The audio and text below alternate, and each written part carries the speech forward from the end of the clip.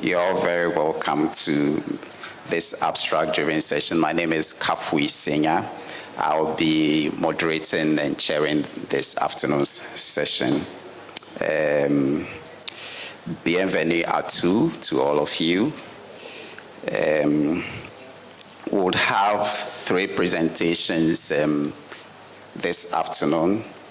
The first will be online, and it will be delivered by Dr. Jean-Jacques Renard Deshe, who is a researcher at the Center for National Blood Transfusion Service, Côte d'Ivoire.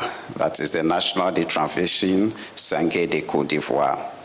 He specializes in biochemistry and molecular biology, and will be sharing with us on the virological efficacy of dolutegravir-based therapies in HIV-1 patients in Abidjan. Right after that, we would have Dr. Ibrahim Masori, who is a medical doctor with Médecins Sans Frontières, that's Doctors Without Borders. He is at the National Hospital of Donka, Guinea, and he'll be presenting on post-hospitalization outcomes for people with advanced HIV disease. We have a third presentation, a very special one. I will introduce that one after the first 2 have started. So let's please quickly go to Dr. Deshe's presentation that will be delivered online.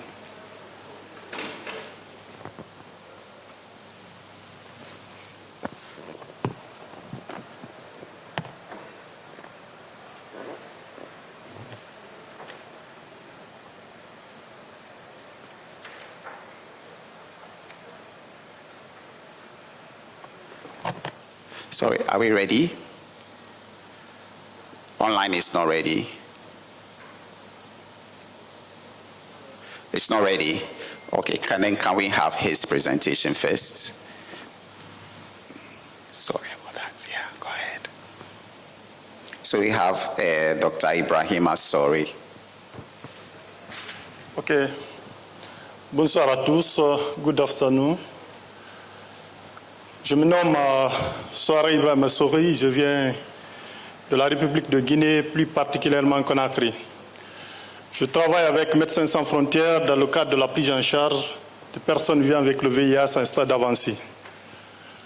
Permettez-moi ce soir de vous aborder un sujet très intéressant qui concerne les suites de post-hospitalisation des patients infectés par le VIH à stade avancé à l'unité de soins, formation et recherche de l'hôpital national d'Onka.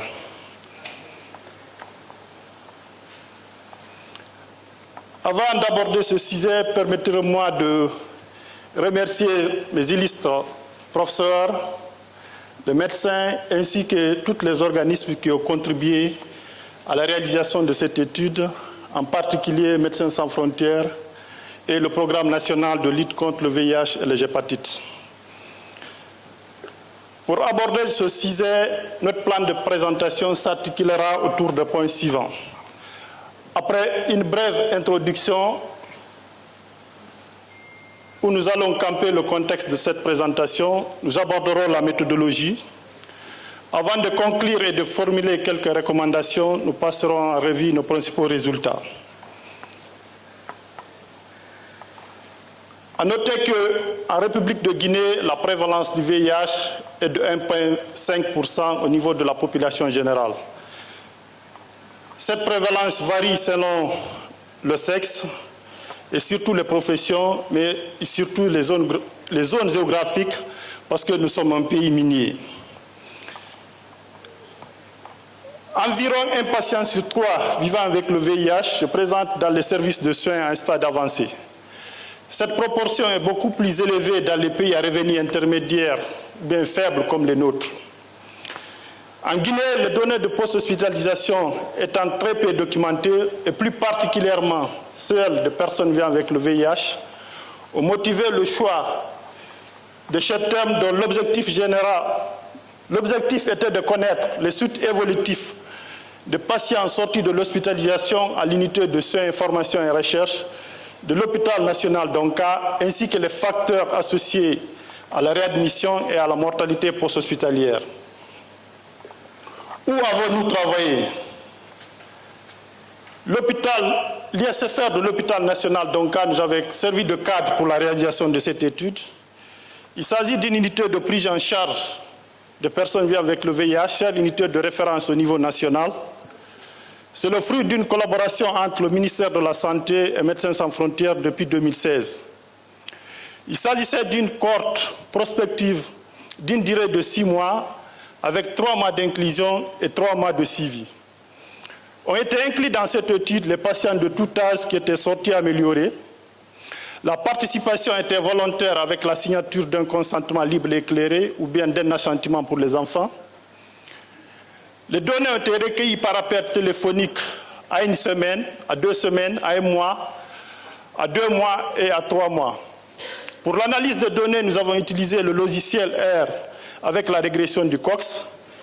Et l'étude a reçu l'approbation de l'Université Gamal Abdel Nasser de Conakry, la direction de l'hôpital d'Onka, le Comité national d'éthique pour la recherche en santé de la République de Guinée, mais aussi le Comité d'éthique de Médecins sans frontières. En termes de résultats, nous avons une cohorte de 150 participants. Selon les données sociodémographiques, nous avons une prédominance féminine comme c'est le cas du VIH à 52% avec un SAS ratio de 0,72. Les tranches d'âge qui étaient compris entre 25 à 44 ans étaient les plus touchés avec 62%. Notez aussi qu'il y avait les enfants de moins de 15 ans qui représentaient juste 5%. Les professions qui étaient considérées comme vulnérables, à savoir les coiffeurs, les chauffeurs, les agents de sécurité, ainsi que les gens qui font la coiffure, ne représentaient que 19%. Comme l'unité se trouve dans la ville de Conakry, 65% des participants provenaient de la ville de Conakry. En ce qui concerne l'histoire, à Novet, 50% des patients venaient être nouvellement dépistés, donc durant une période de 3 mois. Comme l'unité date depuis de 2016, 23% des patients avaient déjà été hospitalisés au moins une fois dans la structure. 55% n'étaient pas sous traitement antirétroviral, soit par abandon, soit par interruption du traitement, ou bien ils n'avaient pas été initiés. 62% de nos patients provenaient de centres qui n'étaient pas appuyés par MSF, contre 38%. Pour ce qui est du VIH avancé, à noter que tous nos patients étaient au stade avancé du VIH parce qu'ils avaient des pathologies qui étaient classées au stade 3 ou 4. Donc 89% étaient au stade 4 de l'OMS et 87% avaient des taux de CD4 qui étaient inférieurs à 200, donc répondaient à la définition du VIH avancé. Et 65% avaient une charge virale qui était supérieure à 1000 copies. Et à la sortie de patients, 22% n'ont pas honoré les rendez-vous dans les centres de compte de référence pour des raisons de voyage, l'altération de l'état général qui a nécessité une hospitalisation, le manque de transport ou bien le manque d'accompagnant. Et ceux qui étaient rendus dans les centres de contre-référence, malheureusement 25% aussi, n'avaient pas trouvé les médicaments qui étaient indispensables à la poursuite de leur traitement, comme le cotrimoxazole, le dolutegravir pour la forme isolée pour ceux qui sont patients qui avaient la co-infection TB-VIH, et aussi la flucitosine et le fluconazole, ainsi que la corticothérapie pour la tuberculose neurologique.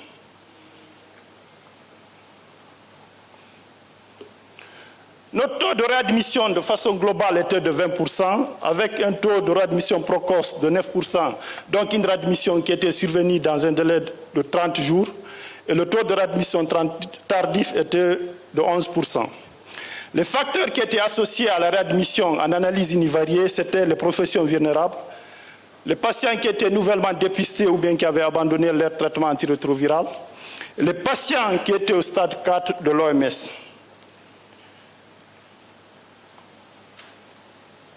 Notre taux de mortalité globale était de 31%, le taux de mortalité hospitalier était de 8% et le taux de mortalité communautaire était de 23%.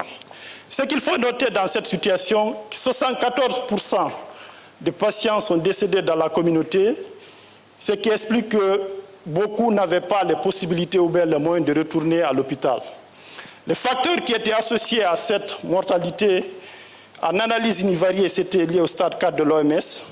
les patients qui étaient admis en soins intensifs et les patients qui avaient le diagnostic d'une tuberculose neurologique et les patients dont le délai de respect du traitement antirétroviral n'avait pas été respecté. Ici, on parle de patients qui étaient sortis avec une tuberculose neurologique ou bien une cryptococcose neuroméningée.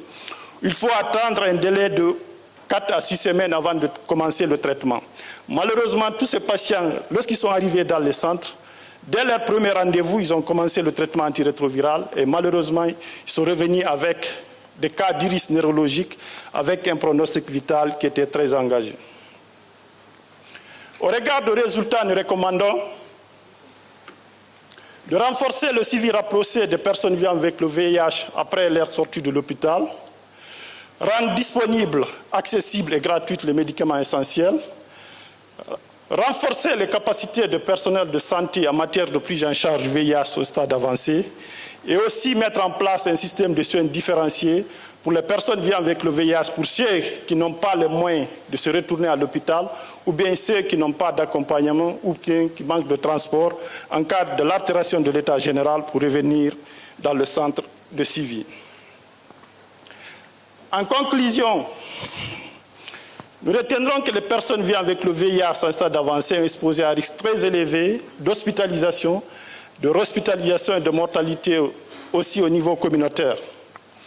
Une étude élargie au niveau national permettrait de mieux cerner ces facteurs diagnostiques, cliniques et thérapeutiques afin d'améliorer la survie et le pronostic à long terme de personnes vivant avec le VIH après la sortie de l'hôpital.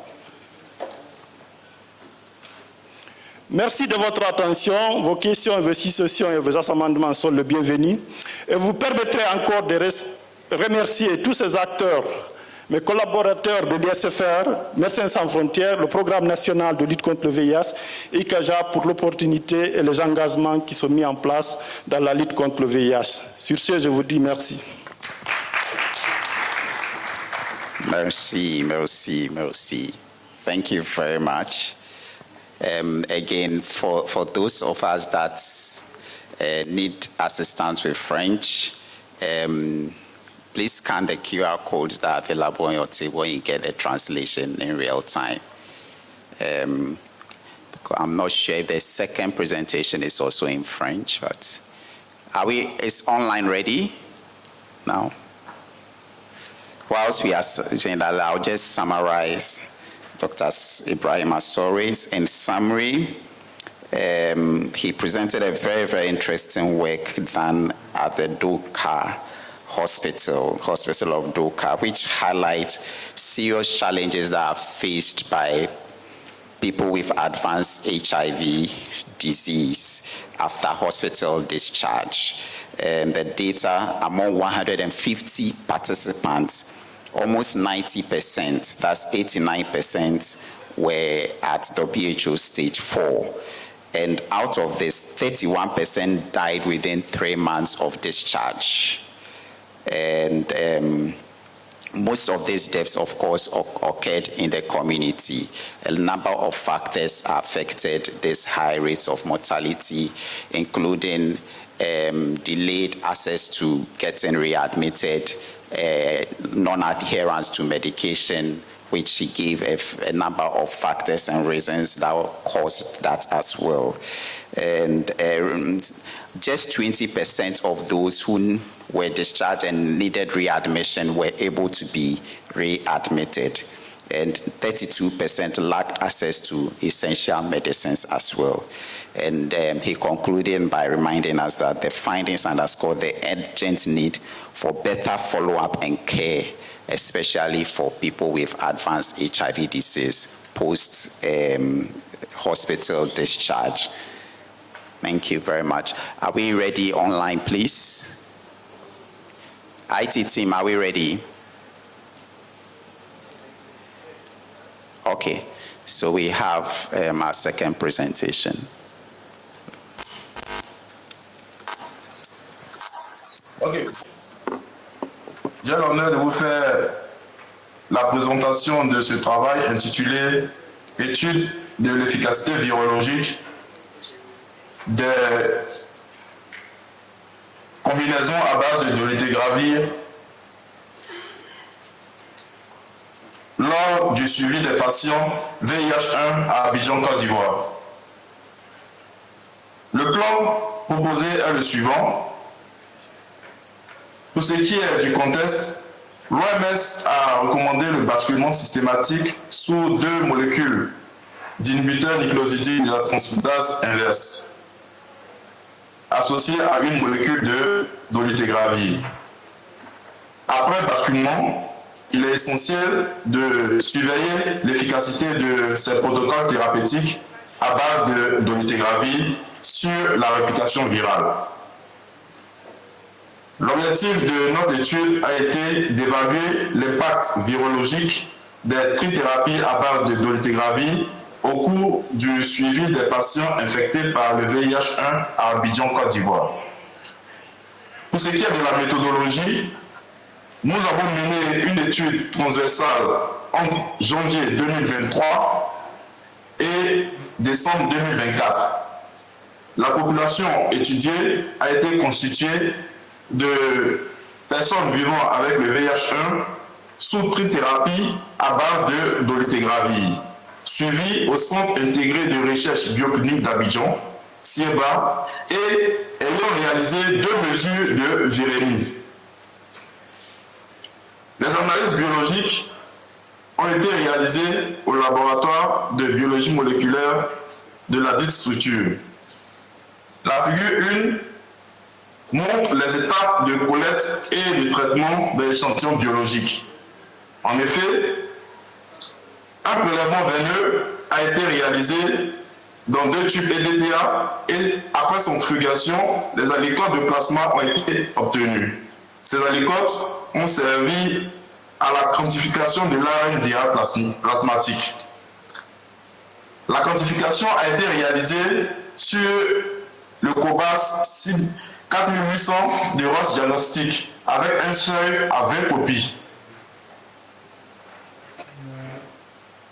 Les niveaux de virémie ont été classés en échec virologique pour une charge virale de 1000 copies, en virémie détectable pour une charge virale comprise entre 20 et 1000 copies, et en virémie indétectable pour une charge virale inférieure à 20 copies. Les résultats obtenus sont les suivants. La figure 3 montre la répartition des patients ayant fait l'objet de 2 mesures de la virémie en fonction du sexe. Ainsi, nous avons analysé 1405 échantillons de patients. 60% des patients étaient de sexe féminin contre 40% pour les sexes masculins. La médiane d'âge était de 49 ans. La figure 4 montre la répartition des patients selon le schéma thérapeutique aux 2 temps de mesure. On a observé que la majorité des patients étaient traités au TLD, dont la proportion a légèrement diminué entre la première mesure de la charge virale et la seconde mesure. On observe aussi une progression de l'utilisation de DTG 3TC à Bacaville, passant de 9,5% à la première mesure à 11,7% à la deuxième mesure, traduisant probablement une adaptation thérapeutique en fonction des profils cliniques ou biologiques. Le schéma DTG 3TC zidovudine reste marginal et serait utilisé dans des contextes spécifiques. La figure 5 nous montre l'évolution du statut virologique des patients en 2 mesures. En effet, la proportion de patients en échec virologique a nettement diminué de 9% à 3% en 2 mesures, ce qui témoigne d'une efficacité renforcée des traitements et ou d'une meilleure observance. La proportion de patients avec une virémie viremie indétectable a progressé de 73% à 77%, confirmant une tendance favorable vers la suppression virale. Toutefois, une légère augmentation des virémies détectables non classées en échec, 18% à 20%, suggère la persistance d'un sous-groupe de patients nécessitant un suivi rapproché afin de prévenir une progression vers l'échec thérapeutique. Pour conclure, nous disons que notre étude a confirmé l'efficacité de la thérapie à base de dolutegravir chez les patients infectés par le VIH-1. Elle a toutefois montré qu'une proportion de patients présentant des virémies détectables et des échecs virologiques sont à prendre en compte. Il serait important de guider la mise sous traitement à base de dolutegravir par une quantification de l'ARN viral plasmatique et un test génotypique de résistance pour un meilleur monitorage virologique. Je vous remercie.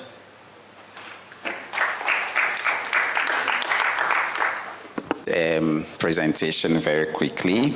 It's a very special one from Dr. Ira Bakari, and she'll be presenting on the impact of highly active ART on endometrial lining and progesterone level in Sprague-Dawley rats. She's a researcher at the University of Lagos, Nigeria. Over to you, Doc.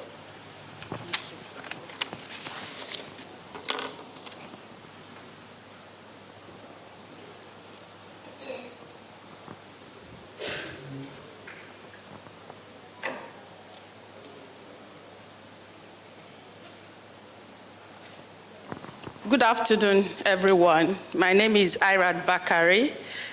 I'm delighted to be here to share my research work titled The Impact of Highly Active Antiretroviral Therapy on Endometrium Lining and Progesterone Level in Sprague-Dawley rats. Next slide, please. As a way of introduction, highly active antiretroviral therapy has revolutionized HIV management, and this is why it has been shown to help reduce viral load and also suppress mother-to-child transmission. And because of this success, there has been increased desire of infected mothers to procreate. However, there is an emerging infertility trend that has been reported in literature, including findings from my research group. In this study, we focused on the uterus because the uterine function plays critical role in reproduction. This is a very vital organ that play a key role in implantation. This is what creates the accommodation sites for the blastocysts to be implanted into. Also, within the uterus, we have the uterine gland that help to provide nourishment for the developing fetus. Also, the uterus carrying a lot of load on itself. During parturition, childbirth, the wall are seen to also contract, for the baby to be released. So you see that the uterus play a vital role in terms of reproduction. Next slide, and this is why this study is focused on it. However, also from literature, we have studies that have been carried out on both human and also experimental animals. A number of reports have emanated from that. We have seen hormonal imbalance, menstrual irregularities, early menopause in human subjects have, set in, and also ovarian dysfunction. Next slide, please. So what's the problem that this study aimed to, solve? Considering the fact that we have high prevalent rate of HIV in sub-Saharan Africa, particularly Nigeria, my country, is rated as one of the countries that are highly, that have shown high level of HIV. Also, due to the fact that we have inadequate healthcare system in Africa and gender inequity. Also, is the fact that over 50% of people living with HIV are women, and these are not just women, they are women within the reproductive age bracket that have the desire to procreate. Next slide. Also, looking at the problem of the impact that HIV creates on its own, this compounded with infertility problem, which is a global health issue, now having like a double load on the infected patients. So a number of abnormality, or a number of things also have been reported. We have marital instability, stigmatization, isolation, also mental health disorder. Then if you sum all these, they have a compounding effect on productivity. You see that when they are at work, it tends to reduce how they perform. So this study aimed to establish the effect of HEART on implantation indices, and also further check the consequential impact on fertility indices. This study utilized experimental models. Specifically, we use Sprague-Dawley rats because they present the same physiological features that is comparable to human. We cannot begin to sacrifice human because we want to do research. We cannot say we extract their uterus. I don't know where the person would be. So we decide to, at least make do with what we have. So we try to, run this evaluation through these specific objectives. And this include, first, we check out the microscopic anatomy of the uterus. The uterus is seen to have, layers, and each of the layers depicts different function. We also try to check hormone controlling implantation process, which are basically the pregnancy hormone, which is the progesterone, and also the luteinizing hormone. We went further to check on the oxidative stress markers, because if you are looking at reproductive organs, you also need to check their oxidative stress status. Then finally, we sum up all those parameters that we evaluated and check the impact on fertility to see whether it's going to affect the number of fetuses that will be produced at the end of the study. The methodology and the animals were sourced from the animal units from the College of Medicine, University of Lagos. Ethical approval was sorted and gotten. A total of 60 female Sprague-Dawley rats were used. And the way we divided this group was that we have two major groups. We have the experimental group and we have a control group. We need to have a control for comparative. For the experimental group, they were further subdivided into 3 subgroups based on the number of days of administration, just as to, project the long-term, short-term, and medium-term effects. Next slide, please. Okay, so this is our result for the microscopic anatomy of the uterus. Mark event is shown in the 28 days of treatment. The first column is the 8 days, the middle is the 16, and the last is the 28 days. If you look at the histological features of the control, which is the one located at the inferior part here in the last extreme end, you see that you have uterine glands well deposited. Then if you look at the upper image, you see that you hardly see uterine glands, which means that the structure that is supposed to be providing nourishment for the implant is not well expressed in the lower image. So let's go to the next slide. This is the result on hormone profile. Remember I said we targeted progesterone and luteinizing hormone because we are looking at the integrity of the uterus. So these two hormones are very important in terms of implantation and also the sustenance of pregnancy. If you also look at this slide, you see that for the progesterone, we have dysregulations of progesterone levels. For the treatment and the control, you see that there is a statistically significant difference.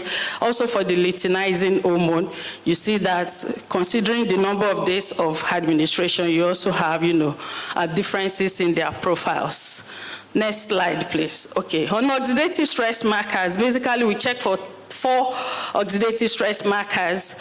We checked for MDH, SOD, catalase, then glutathione. Out of all these, you see for the SOD, the catalase and the glutathione, you have comparability in terms of their results. But where we go straight to is the 28 days of treatment. If you look at the 28 days of treatment, you see that you have marked significant differences within the 8, 16, and 28 days for the 3 hormones. And this means that the hormone that is supposed to be, mopping up free radicals are reduced in those animals, especially in the uterus, which means that these free radicals will be able to, continue with the activities that they are programmed to do, which is creating stress and all that. So for the last result, which is on MDH, we know MDH basically will enhance cellular stress and also inflammation. And if you look at the results, especially for the 8 days, there is an initial spike of increase in MDH. So that is the specific details of this result, which means that oxidative stress are induced on the uterus. Next slide, please. Okay, this is the overall impact on fertility assessments. We have 2 results here. Number of liters is only shown for just 8 and 16 days. For the 28 days treatment, after sacrifice, there was no liters found, even though they had, copulation with the male counterpart.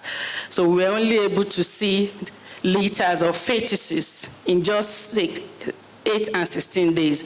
Then on crown rump length, why this is also important is that it helps to depict morphological presentation.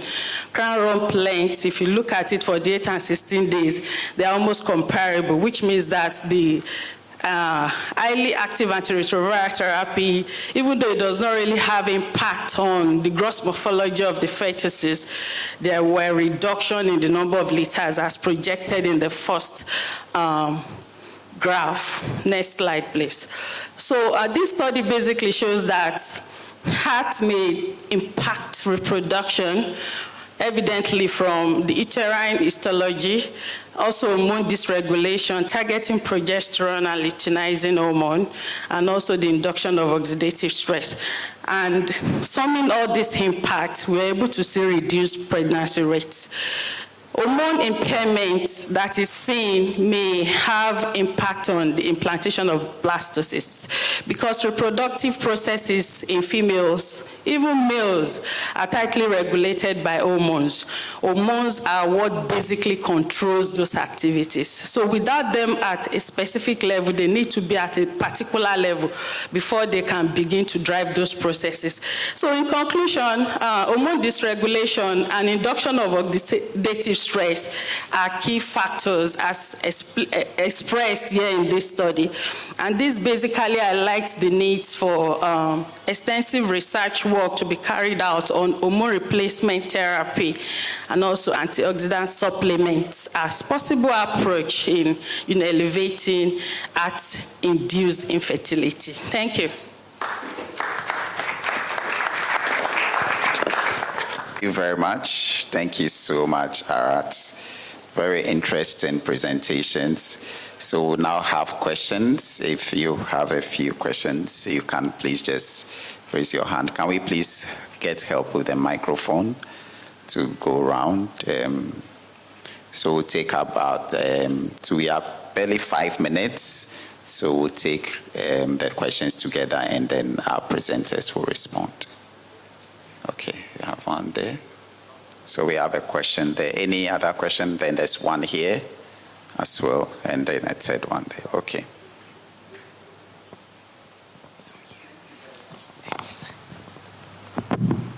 Yes, thanks for the great presentation. And my question goes to the third presenter. That was quite an interesting one. My simple question is, what were some confounders in your work, and how did you manage them? Thank you very much. Yes, right. Yeah, let's take him since you are there. Okay. Then Thanks a lot for the presentation. My question is for Dr. Soare. Merci beaucoup pour la présentation. Vous avez montré qu'il y a un niveau de mortalité à la communauté très élevé. Vous pouvez décrire un peu les raisons et les obstacles de rentrer à l'hôpital pour ces patients?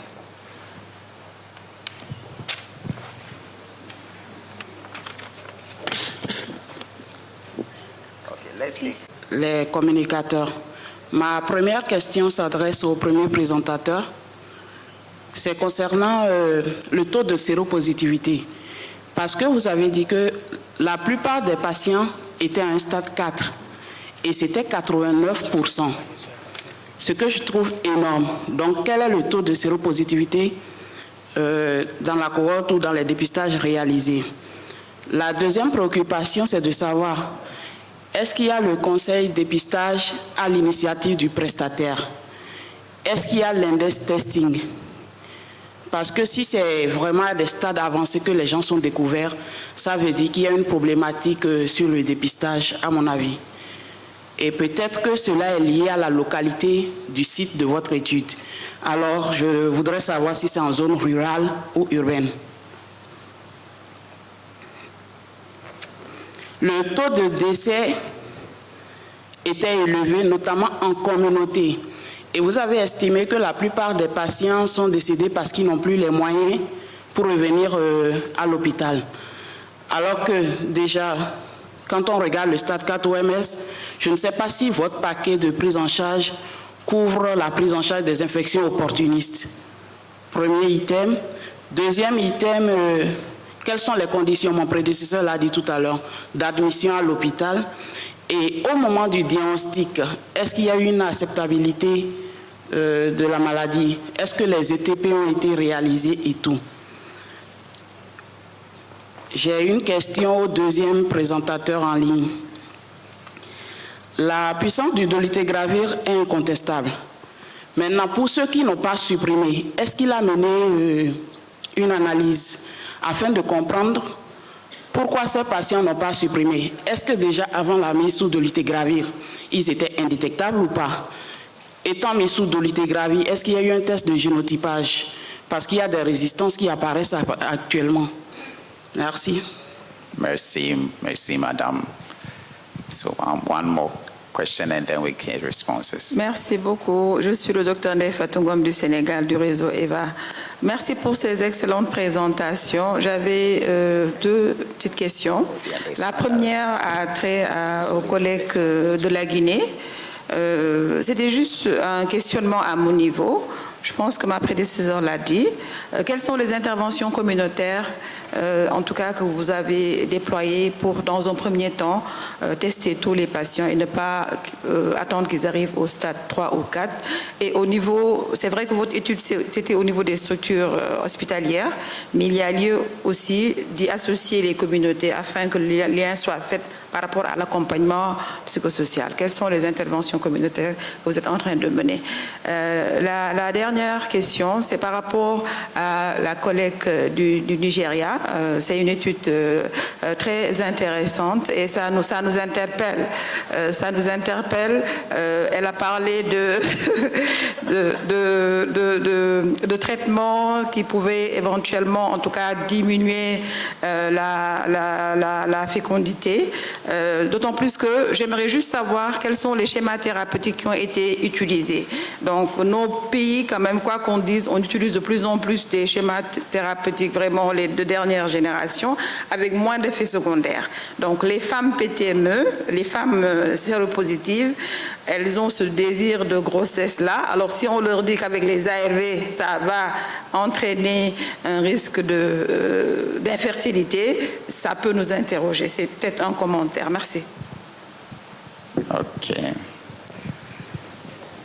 Thank you, merci. So we'll take the responses in the same way that we took the presentation. So let's start with. I want to explain the question to her. So you go ahead. Okay. Merci à tous et à toutes pour l'intérêt que vous portez à ce sujet. Concernant la première question de Johnny, concernant les facteurs au niveau des décès communautaires, en fait, après notre analyse, on s'est rendu compte que la plupart de ces patients provenaient de l'intérieur du pays. Et comme tu sais, à Conakry, c'est la seule unité de prise en charge. Et tu vois, avec l'inversion des références, avant c'est le centre qui était appuyé par MSF qui envoyait beaucoup de patients, mais avec l'ancienneté, ça fait maintenant 9 ans bientôt, le centre est là. Il y a d'autres qui viennent à l'intérieur du pays qui envoient les patients.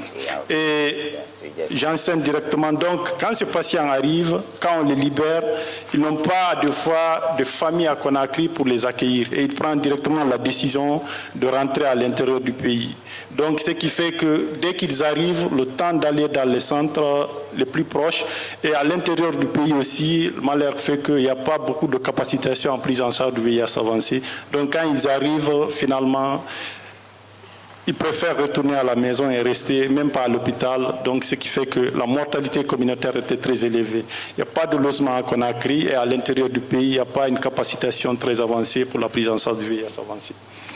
Maintenant, pour ce qui est des patients stade 3 et 4, en fait, le premier critère d'admission dans le centre, c'est un patient VIH avancé.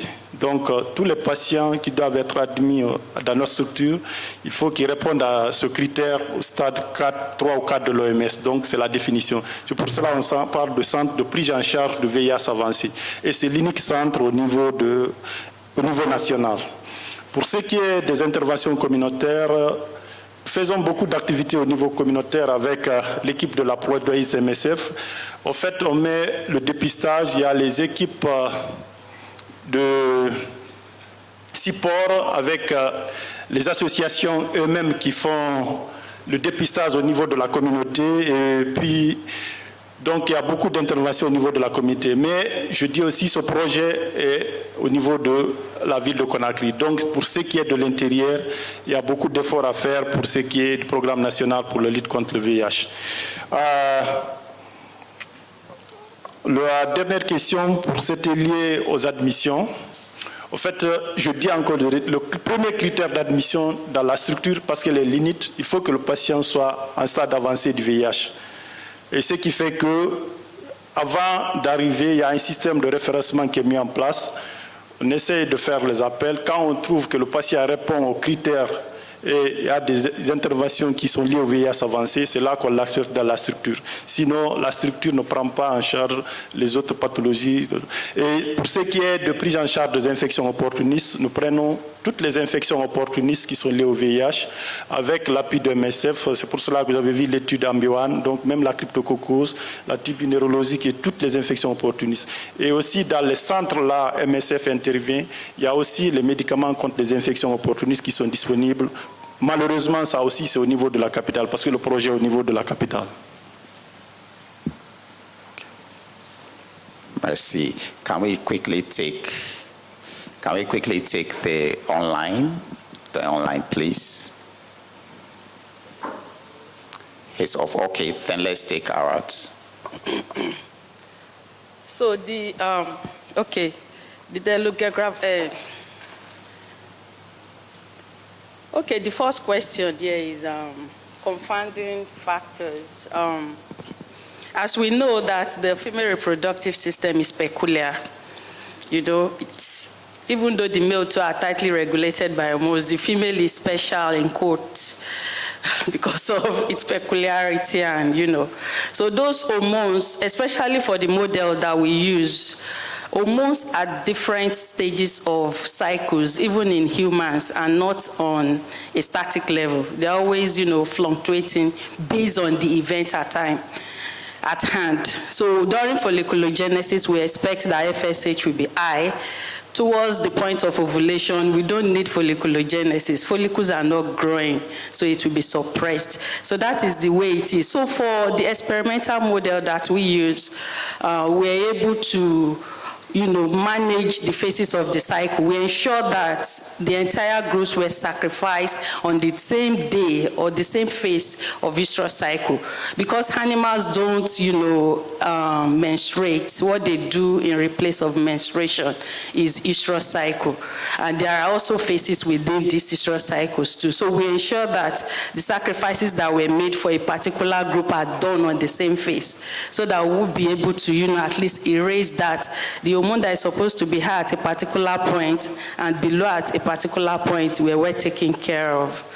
So on the second question, basically I was told that it's just more of a comment, trying to emphasize the fact that infertility is becoming a thing of concern. And truth be told, even in human now, there is an emerging, infertility occurrence. And I feel that understanding the problem first is key. When you understand how the problem, the basis of the problem, you'll be able to offer solution appropriately. So that is what we are currently doing in our lab, even though we are still, at the gonadal level, which means at the gonads, the organs. We are hoping to drive through to the brain axis, where we can understand the basis, the causes, then offer preventive, measures or treatment interventions, as the case may be. Thank you. Thank you very much. I think it's been a very good session. Can we give a clap for our presenters? Thank you very much. Merci beaucoup. It's been a very insightful session. We've looked at 3 very interesting presentations this afternoon.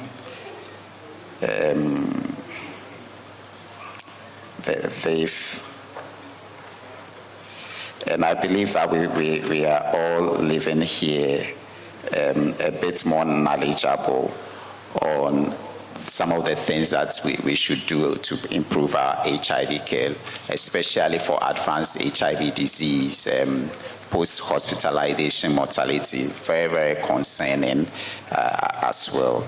The second presentation also focused and brought us very much onto the need for us. Unfortunately, he could not be online to respond to the question that was posed to him. And then the interesting discussions around fertility also among people that are on antiretroviral therapy, animals actually, but the projection to humans as well. Very interesting discussions, and I think all 3 presentations open the room for further research and further discussion. Thank you very much for coming, and enjoy the rest of the ICASA.